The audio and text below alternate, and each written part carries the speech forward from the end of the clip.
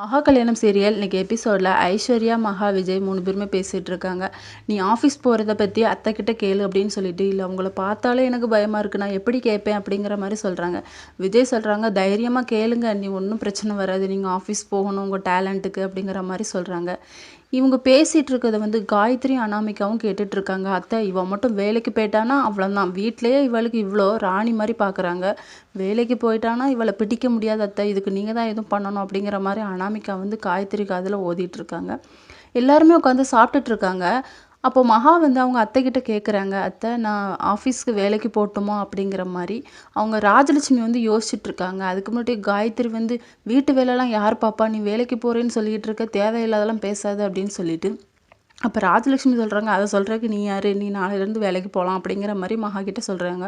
மகாவுக்கு செம ஹாப்பியாயிருது. காயத்ரி எந்திச்சு போயிடுறாங்க.